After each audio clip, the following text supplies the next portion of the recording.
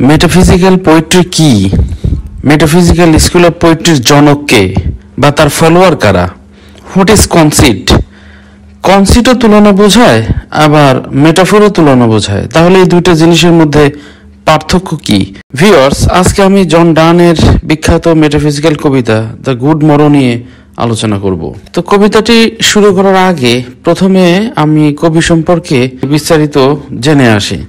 জন ডান জন্মগ্রহণ করেছিলেন 1572 সালে লন্ডনে। সো তিনি একজন ব্রিটিশ কবি এবং তিনি মৃত্যুবরণ করেছিলেন 31 মার্চ 1631-এ 1631 সালে। তার মৃত্যু হলে তার বয়স হয়েছিল 59 বছর এবং তিনি লন্ডনেই মারা গিয়েছিলেন। তার অকুপেশন মানে তার পেশা আসলে অনেক ছিল। তিনি একাধারে ছিলেন কবি, একাধারে ছিলেন একজন যাজক খ্রিস্ট ধর্মের এবং একই সঙ্গে তিনি একজন লয়ারও ছিলেন। তার যে লেখার যে জনরা, তিনি স্যাটায়ার লিখতেন। স্যাটায়ার মানে ব্যঙ্গ বিদ্রোহাত্মক কোনো কিছু লিখতেন, লাভ পোয়েট্রিও লিখতেন, এলিজি লিখতেন। এলিজি মানে তো আমরা জানি যে শোকের কবিতাগুলো লিখতেন, সারমনস কিছু ধর্মীয় উপদেশমূলক কথাবার্তাও তিনি লিখতেন। তার এই সকল লেখার মধ্যে তার সাবজেক্ট ছিল লাভ, সেক্সুয়ালিটি, রিলিজিয়ন এবং ডেথ। তিনি মেটাফিজিক্যাল স্কুল অফ পোয়েট্রির জনক। তিনি বিয়ে করেছিলেন অ্যান মুরকে। তো 1601 সালে জন ডান তিনি সেক্রেটারি নিযুক্ত হন স্যার টমাস এগারটনের, এবং স্যার টমাস এগারটন ছিলেন একজন লর্ড কিপার, এবং সেই সময়ই তিনি অ্যান মুরের প্রেমে পড়েন এবং অ্যান মুর ছিলেন লর্ড কিপারের নিস অর্থাৎ ভাতিজি। পরবর্তীকালে তারা গোপনে বিয়ে করেন এবং বিয়ে করার ফলে যেটা হয়, তাকে পুলিশ আটক করে, তাকে কারাবন্দী করে রাখা হয় এবং ফাইনালি সে জেল থেকে মুক্ত হয়। কিন্তু এটার জন্য তার অনেক বড় প্রতিদান দিতে হয়, কেননা জব থেকে সে ডিসমিসড হয়ে যায় এবং প্রায় 14 বছর তাকে কিন্তু জীবন জীবিকা নির্বাহের জন্য এধার ওধার বিভিন্ন জায়গায় ঘুরতে হয়, কারণ তার কোনো জব ছিল না। ওই যে অ্যান মুর, তার বাবাও বিভিন্ন ধরনের পদক্ষেপ নিয়েছিল যাতে সে অন্য কোথাও জব না পায়। সো তার লাইফটা অনেক স্ট্রাগল করেছিল সে।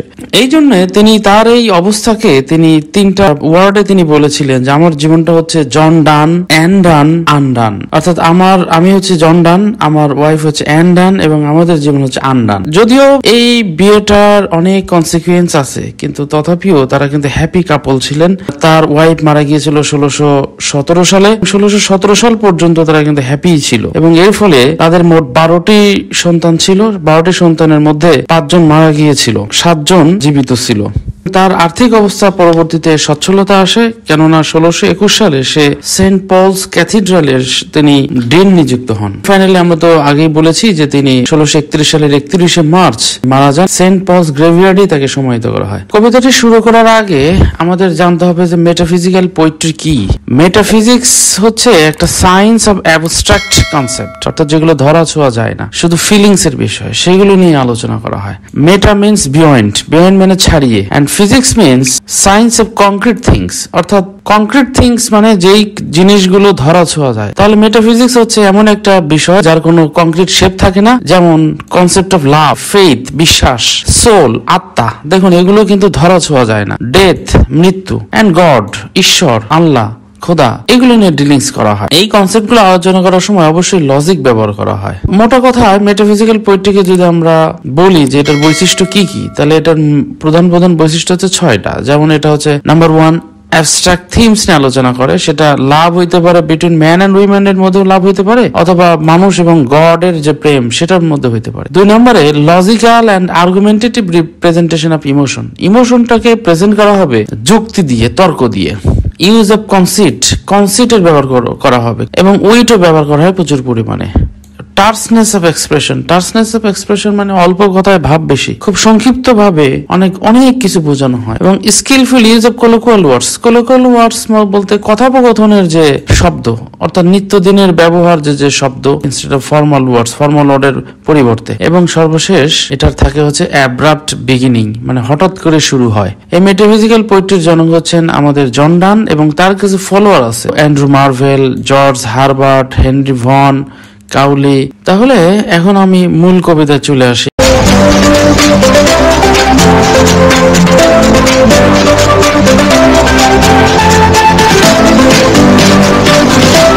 তো প্রথমে কবিতার টাইটেল হচ্ছে দ্য গুড মরো। গুড মানে ভালো এবং মরো মানে টুমরো, মানে আগামী, শুভ দিন অথবা নিউ সানশাইন বলতে পারি, যে আগামী শুভ দিনের প্রত্যাশা। কবিতার সেটিং হচ্ছে এরকম যে জন ডান তার বিলাভেডকে তার ভালোবাসার এক্সপ্রেশন ব্যক্ত করছেন। ধারণা করা হয় জন ডান এবং তার বিলাভেড তারা একই রুমে বসেছিল এবং তার বিলাভেডকে উদ্দেশ্য করেই সে তার কথাগুলো বলেছেন, যে ভালোবাসার যে ডেপথনেস সেটা তিনি ব্যক্ত করেছেন। এই ব্যক্ত করার জন্য তিনি তার আগের লাভ বা আগের বিলাভেডের সাথে তুলনা করেছেন, যে আগের লাভ বা আগের বিলাভেড ছিল মিনিংলেস, অর্থাৎ তখন যে অবস্থাটা ছিল, যে স্টেট অফ মাইন্ড ছিল, তখন তার কাছে মনেই হয় না যে এটা রিয়েল ভালোবাসা। বাট এখন তোমাকে পেয়ে, এই বর্তমান বিলাভেডকে পেয়ে মনে হচ্ছে তার জীবন সার্থক হয়ে গেছে, অর্থাৎ আগের সময়টা শুধু কেটে গেছে, নষ্ট হয়ে গেছে। এই জন্য তার আফসোস হচ্ছে যে আগে যদি তোমাকে পাইতাম তাহলে আরো ভালো করে আমার সময়গুলো কাটতো। তো এই হচ্ছে কবিতার সেটিং। তো চলুন আমরা শুরু করি। তো কবিতাটাতে বলা হচ্ছে আই ওয়ান্ডার, ওয়ান্ডার মানে আশ্চর্য হওয়া, আই ওয়ান্ডার আমি আশ্চর্য হই, আমি বিস্মিত হই, আমি অবাক হয়ে যাই, বাই মাই ট্রথ একটা প্রমিস করে, ট্রথ মানে ট্রুথ, আমি শপথ করে বলছি বা আমি অবাক হচ্ছি এই সত্যটা প্রকাশের মাধ্যমে। কি সেই সত্য? What thou and I did, যে তুমি এবং আমি কি করতাম। Thou means you and I means I, তাহলে what thou and I did, তুমি এবং আমি কি করতাম, যে জিনিসটা করতাম সেটা এখন ভেবেই বা প্রকাশ করেই আমি খুব অবাক হয়ে যাচ্ছি। টিল উই লাভড, ভালোবাসার আগে, তুমি আমার বিলাভেড, তোমাকে ভালোবাসার আগে তুমি এবং আমি কি করতাম, এইটা ভেবেই আমি খুব অবাক হয়ে যাচ্ছি, বা এই সত্যটা প্রকাশের মাধ্যমে আমি খুব অবাক হয়ে যাচ্ছি। আর we not weaned till then, weaned মানে হচ্ছে ব্রেস্ট ফিডিং ছাড়ানো, অর্থাৎ বাচ্চা ছেলেবেলের একটা নির্দিষ্ট সময় পর্যন্ত 2 বছর বা 3 বছর পরে মায়েরা যখন ব্রেস্ট ফিডিং ছাড়িয়ে নেয় সন্তানদের কাছ থেকে, সেই সময়টাকে বলা হয় weaned. Were we not weaned till then, আমরা কি তখন কি আমরা এতটাই মানে অবুঝ ছিলাম? এখানে উইন্ড বলতে অবুঝ বালকের মতো ছিলাম, যে অবুঝ বালক মাতৃদুগ্ধে পান করতে করতে ঘুমিয়ে পড়ে, মানে আমরা কি এতই অবুঝ ছিলাম? ভালোবাসা কি বুঝতেই পারতাম না? এখন যে ভালোবাসা আমি বুঝতে পারছি, এইটার সঙ্গে আগের তুলনা করছে, যে আগের ওই জিনিসটা ছিল আমার একেবারেই অবুঝের মতো, ছোট বালকের মতো, নিষ্পাপ শিশুর মতো। তখন ভালোবাসা কি বুঝতামই না, বা ভালোবাসার রিয়েল মজা, ফিলিংস, আনন্দ, প্লেজার, এগুলো কিছুই আমার জানা ছিল না। তাহলে এই লাইনটা আসলে কিন্তু কনসিটের উদাহরণ। তাহলে কনসিট হচ্ছে এক ধরনের কম্পারিজন, তুলনা। মেটাফোরও কিন্তু এক ধরনের তুলনা, কিন্তু মেটাফোর যে তুলনা হবে এটা অ্যাজ ইউজুয়াল তুলনা, দুইটা ডিসিমিলার জিনিসের সঙ্গে তুলনা। কিন্তু কনসিটের যে তুলনা হবে সেটা খুব ফারফেস্ট মিনিংস বা ফারফেস্ট থিংস এর সঙ্গে তুলনা হবে, একেবারে দূরের জিনিসের সঙ্গে, যেটা মানুষের কল্পনারও বাইরে, যেটা হওয়াই সম্ভব না, একেবারে অকল্পনীয়, অচিন্তনীয় জিনিসের সঙ্গে যে তুলনা, সেটা একদম রিডারদেরকে সারপ্রাইজ করে এবং রিডারদেরকে এক ধরনের প্লেজার অফ ডিসকভারি দেয়, অর্থাৎ নতুন নতুন জিনিস, তথ্য ডিসকভারি, আবিষ্কার করার উদ্রেক ঘটায় এই ধরনের তুলনার মাধ্যমে। সেটাকেই বলা হচ্ছে কনসিট। তাহলে এটাই হচ্ছে মূল ডিফারেন্স মেটাফোর থেকে। Okay, next line. But sucked on country pleasures childishly, সে প্রশ্ন করছে যে আমরা সাক করতাম, সাক মানে তো চোষা, কান্ট্রি প্লেজার্স, কান্ট্রি মানে গ্রাম আর প্লেজার মানে আনন্দ, চাইল্ডিশ মানে বাচ্চাদের মতো। তাহলে আমরা তখন ওই গ্রাম্য যে প্লেজার আছে সেই প্লেজার বাচ্চাদের মতো শুধু খুঁজে পেতাম, এর মধ্যে রিয়েল ভালোবাসা খুঁজে পেতাম না। অর্থাৎ আগের ভালোবাসার সঙ্গে বর্তমান ভালোবাসা তুলনা করছে, আগের প্লেজারটা ছিল একেবারে চাইল্ডিশলি, অর্থাৎ বর্তমান সুখ ইজ বেটার। এবং বলছেন যে আগে তাহলে আমরা কি করতাম, or snorted we in the seven sleepers' den, এবং আমরা কি আগে স্নট করতাম, স্নট মানে নাক ডেকে যে ঘুম পাড়া, সেটাকে স্নটেড বলা হয়। তাহলে কি আমরা কি ঘুমিয়েছিলাম গুহার মধ্যে 7 ব্যক্তির মতো? ডেন মানে হচ্ছে গুহা, কেভ। তো এটা হচ্ছে একটা বিবলিক্যাল রেফারেন্স, বাইবেলে বর্ণিত করা আছে যে 7 জন ঘুমন্ত ব্যক্তি। ধারণা করা হয় যে এই 7 জন খ্রিস্টান ব্রাদার ছিল, তারা তাদের রাজ্য থেকে বিতাড়িত হয়ে একটা গুহায় আশ্রয় নিয়েছিল, কারণ তাদের রাজ্যের যিনি রাজা ছিলেন তিনি ছিলেন আইডোলেটর, পৌত্তলিক, অর্থাৎ মূর্তি পূজা করত। কিন্তু এরা ছিল এক ঈশ্বরের বিশ্বাসী, এক আল্লাহর বিশ্বাসী ছিল তারা। এই জন্য সেই সময়কার রাজা তাদেরকে বিতাড়িত করে দেয় এবং তাদেরকে মারার জন্য সেনাবাহিনী প্রেরণ করে। অতঃপর তারা এই 7 জন দৌড়ে এসে একটা গুহায় আশ্রয় নেয় এবং সেই গুহার মধ্যে তারা ঘুমিয়ে যায়। তো এখানে খ্রিস্টান ধর্ম অনুযায়ী তারা প্রায় 200 বছর ঘুমিয়ে থাকে এবং ইসলাম ধর্ম অনুসারে সেটা আসলে 300 বছর বা 309 বছর ঘুমিয়ে থাকে। এটা কোরআনে আসহাবে কাহাফ যে সূরাটা আছে, কাহাফ মানে আসহাবে কাহাফ মানে গুহাবাসী, তাদের উদ্দেশ্যে এই সূরাটা আছে। এবং সেই সময়কার রাজার নাম ছিল ডিসিয়াস। পরবর্তীতে তারা 200 বছর অথবা 300 বছর যেটাই বলি না কেন, তারা ঘুম থেকে জাগ্রত হয় এবং তাদের যখন ক্ষুধা লাগে তখন তারা বাজারে যায়, সেখানে গিয়ে একটা মুদ্রা দেখায়, তখন সবাই ধারণা করে এরা আবার কারা। পরবর্তীতে ঘটনা চক্রে তারা কিন্তু ধরা পড়ে যায়, কিন্তু তখন একেশ্বরবাদীর শাসন চলছিল সেই দেশে, সুতরাং তাদের কিছুই হয় না এবং নর্মালি তাদের আবার ডেথ হয়। এটা আসাবে কাহাফ ইউটিউবে সার্চ দিলে 100 পর্বের মতো একটা ধারাবাহিক সিরিজ আছে, সেটা আপনারা দেখতে পারবেন বাংলা ডাবিং এ, সেটা অনেক সুন্দর, আমি দেখেছি সেটা। ওকে, তাহলে সেই ঘুমন্ত 7 ব্যক্তির সঙ্গে তুলনা করছে আগের ভালোবাসার সঙ্গে, এটাও কিন্তু একটা কনসেপ্ট। এই প্রশ্নগুলো করার পরে সে আবার নিজেই আনসার করছে যে ইট ওয়াজ সো, এই যে এখানে অ্যাপোস্ট্রফি মানে আই আছে এখানে, হ্যাঁ, ইট ওয়াজ সো, যে হ্যাঁ এরকমই ছিল, এটাই ছিল, আমরা এরকমই ছিলাম, যে আমরা আসলে ওই রিয়েল লাভটা উপভোগ করতে পারি নাই, আমরা এরকমই ছিলাম। বাট দিস, কিন্তু বর্তমানে এখন যে ভালোবাসাটা, দিস মানে এখনকার ভালোবাসা, নাও, বাট দিস বলতে বাট নাও, কিন্তু এখনকার যে ভালোবাসা, অল প্লেজার্স ফ্যান্সিস বি, এখনকার ভালোবাসার সাথে সেই আগের যে ভালোবাসাটা ছিল সেটা পুরোটাই ছিল একটা ফ্যান্সি, কল্পনার মতো। অর্থাৎ বর্তমান ভালোবাসার সাথে আগের ভালোবাসা একটা কাল্পনিক ব্যাপার, যেটা ছিল সম্পূর্ণ ভ্যালুলেস, যেটার কোনো দামই নাই। এরপরে line, if ever any beauty I did see, অর্থাৎ যদি আমি কোনো বিউটি আমি দেখে থাকতাম বা আমি দেখেছি, হুইচ আই ডিজায়ার, যেটা আমার পাওয়ার ইচ্ছা ছিল, অর্থাৎ কোনো বিউটি যেটা আমি দেখেছিলাম বা কোনো কিছু যেটা আমার পাওয়ার ইচ্ছা ছিল এবং and God, এবং যেটা আমি পেয়েছিলাম, it was but a dream of thee, সেই যে পাওয়াটা সেটা কিছুই ছিল না বরং তুমি ছাড়া। অর্থাৎ আমার জীবনে আমি যত বিউটি দেখেছি, আমার জীবনে যত আমি বিউটি দেখবো এবং সেই বিউটি পাওয়ার যে আকাঙ্ক্ষা করেছিলাম, এগুলো মনে হচ্ছে যেন তোমার উদ্দেশ্যে এগুলো আমি করেছিলাম, তোমাকে পাওয়ার জন্য আমি এই ডিজায়ারটা করেছিলাম। অর্থাৎ তার বর্তমান বিলাফেটকে তিনি এটা বলছেন। তো ডিয়ার ভিউয়ার্স, এটা ফার্স্ট স্ট্যান্জা ছিল এবং এই স্ট্যান্জাতে কিন্তু 7 লাইন ছিল, 3টা স্ট্যান্জা এবং 3টা স্ট্যান্জায় প্রতি স্ট্যান্জাতে 7টি করে লাইন, মোট 21টি লাইন। এবং এই কবিতাটা কিন্তু সংস এন্ড সনেটস যে তার কাব্যগ্রন্থ ছিল সেখান থেকে নেওয়া হয়েছে। সেই সংস এন্ড সনেটসে কিন্তু মোট 55টা পোয়েম ছিল, লাভ পোয়েম ছিল, সেই 55টা পোয়েম থেকে এই কবিতাটা নেওয়া হয়েছিল। তো চলুন আমরা সেকেন্ড স্ট্যান্ডাতে চলে যাই। And now good morrow to our waking souls, তো এখন বলছে যে নাও এবং বর্তমানে এখন, গুড মরো এখনকার যে আমাদের সময়, সেটা ওয়েকিং সোলস, অর্থাৎ আমাদের যে এই বর্তমান তোমাকে পেয়ে আমার যে অবস্থা, আমাদের আত্মাটা এখন জাগ্রত হয়ে গেছে, রিয়েল ভালোবাসা আমরা এখন মত্ত হয়ে গেছি, যেটা আগে বুঝতে পারতাম না। এই জন্য আমাদের আত্মা যেহেতু ওয়েক হয়েছে, জেগে উঠেছে ঘুম থেকে, তাহলে চলো আমরা এটাকে চেয়ার করি, মানে এটাকে let's celebrate our new time, let's celebrate our love time. এবং বলছেন যে which was not one another out of fear, যেহেতু আমাদের আত্মাগুলো জেগে উঠেছে ভালোবাসার জন্য, এই ভালোবাসা দেখবে না একে অপরকে ভয়ের সাথে, অর্থাৎ আউট অফ ফিয়ার, ভয়ের মধ্যে দিয়ে দেখবে না। ভয়ের মধ্যে দিয়ে দেখবে না বলতে এটা এমন বোঝাচ্ছে যে হারানোর ভয়, না পাওয়ার ভয়, অর্থাৎ যে হয়তো ছেলেটা মেয়েটাকে বেশি ভালোবাসে কিন্তু দেখা যাচ্ছে সেখানে হারানোর ভয় আছে, না পাওয়ার বেদনা থাকতে পারে, না পাওয়ার ভয় থাকতে পারে।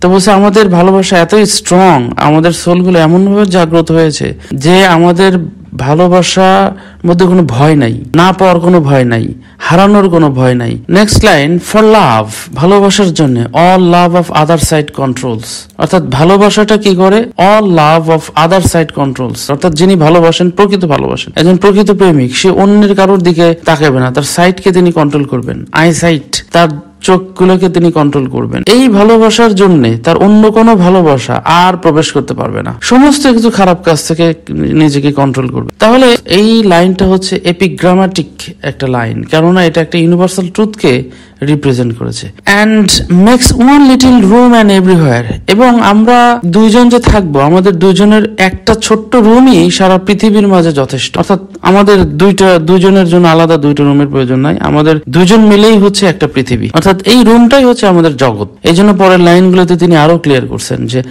Late sea discovers to new worlds have gone, যে সি ডিসকভার যারা, অর্থাৎ যারা সমুদ্র অভিযানে যারা বের হন, নতুন নতুন জায়গা তারা ডিসকভার করেন, খুঁজে বের করেন, তারা নতুন নতুন জায়গায় চলে যাক, তারা খুঁজতে থাকুক। লেট ম্যাপস টু আদার, অর্থাৎ পৃথিবীতে যারা নতুন নতুন ম্যাপস তৈরি করছেন, নতুন নতুন জায়গা খুঁজে পেয়ে ম্যাপে সেখানে স্থান দিচ্ছেন, তাদেরকে আসলে কার্টোগ্রাফার বলা হয়। বলা হচ্ছে কার্টোগ্রাফাররা যারা ম্যাপ সৃষ্টি করে, তারা নতুন নতুন ওয়ার্ল্ড খুঁজে বের করুক এবং নতুন নতুন ওয়ার্ল্ড ম্যাপে স্থান দিক, শোন, মানে সেটা ম্যাপে দেখাক তারা, মানে তারা এই কাজগুলোতে তারা নিজেরা ব্যস্ত থাকুক, আমাদের ওইগুলো দরকার নাই। Let us possess one world, যে তারা ওইগুলো করতে থাকুক, আর চলো আমি আর তুমি নতুন একটা পৃথিবী, নতুন পৃথিবী গড়ি, নতুন পৃথিবীকে ওন করি, পজেস করি, অধিকারে রাখি, নিজেদের মধ্যে রাখি। Each has one and is one, কারণ প্রত্যেকেরই একটা করে আলাদা জগৎ আছে, মানে প্রত্যেকটা মানুষের একটা নিজস্ব জগৎ আছে। এই জন্য বলছে ইজ হ্যাথ ওয়ান, হ্যাথ মানে হ্যাজ, যে প্রত্যেকেরই একটা করে পৃথিবী, অর্থাৎ তার বিলাভেডকে বলছে যে তোমার একটা আছে, আমারও এরকম একটা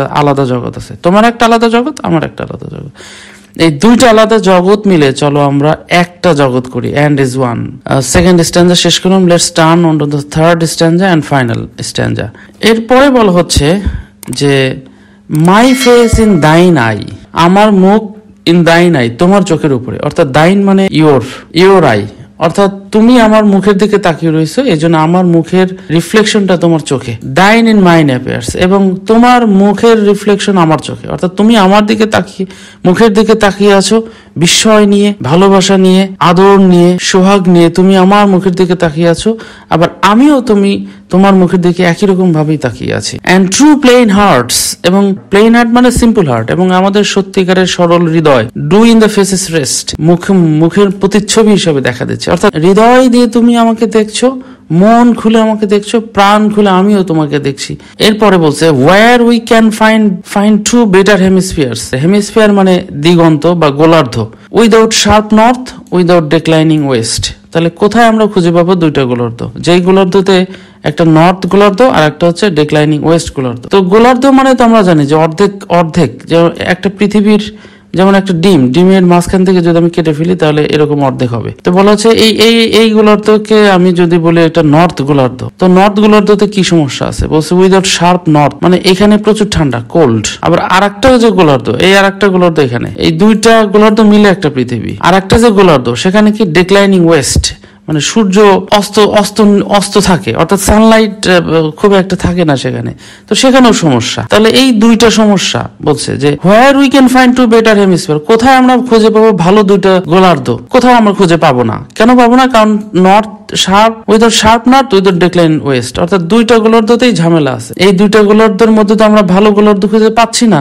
এরপরের লাইন বলছে যে যেহেতু এই দুইটা গোলার্ধ আমরা ভালো পাচ্ছি না, সুতরাং চলো আমরা আমাদের গোলার্ধকে এক করে ফেলি, অর্থাৎ এই দুইটাকে আমরা মিলে ফেলি। তোমার গোলার্ধ বলতে যে তোমার পৃথিবী এবং আমার পৃথিবী, দুইটা মিলে আমরা এক করে ফেললে এটা আমাদের নতুন পৃথিবী হবে, আমরা সেখানে বসবাস করব। এই উত্তর গোলার্ধ আর সাউথ গোলার্ধ এগুলো আমাদের কোনো প্রয়োজন নাই, কারণ সেখানেও অনেক সমস্যা আছে। এই জন্য পরের লাইনে বলছে যে হোয়াট এভার ডাইজ, যে জিনিসটা মারা যায়, অর্থাৎ যে জিনিসটা ক্ষয় হয়ে যায়, যে জিনিসটা ধ্বংস আছে, ওয়াজ নট মিক্সড ইকুয়ালি, সেই জিনিসটা ঠিক মতো মিক্স হয় না, অর্থাৎ এই উত্তর গোলার্ধ আর দক্ষিণ গোলার্ধ কখনোই মিক্সড হবে না। কিন্তু তোমার এবং আমার যে মানে পৃথিবী, যে তুমি আমাকে ভালোবাসো আমি তোমাকে ভালোবাসি, আমাদের দুইজনের যে আলাদা দুইটা জগৎ, এটা মিক্স হবে। কেন হবে? কারণ আমাদের দুইজনের মধ্যে কোনো সমস্যা নেই, আমরা দুজনকে ট্রাস্ট করি, আমরা দুজনকে ভালোবাসি, মিক্স হয়ে এক হইতে পারি। এবং লাস্টের দুই লাইন হচ্ছে if our two loves be one, যদি আমাদের দুইটা ভালোবাসা এক হয়, অর দাও অ্যান্ড আই, অথবা তুমি এবং আমি যদি এক হই, এই যে গোলার্ধের মধ্যে দুইটা গোলার্ধ, অর্থাৎ একটা সেদ্ধ ডিমকে যদি মাছ বরাবর কেটে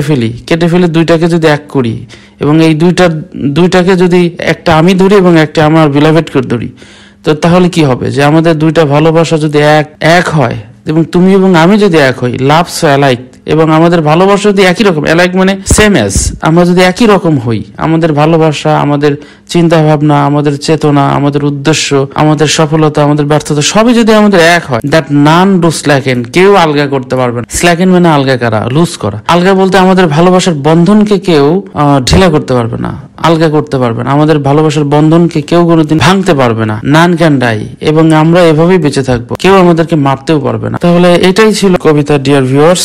আই হোপ যে আপনারা ভালো বুঝতে পেরেছেন। আরো কোনো কিছু জানার ইচ্ছা থাকে তাহলে আমাকে মেসেজ করতে পারেন, আর প্লিজ আমার ভিডিওটা যদি আপনাদের ভালো লেগে থাকে তাহলে সাবস্ক্রাইব করুন এবং শেয়ার করে দিন। That's it, thank you and best of luck, see you again.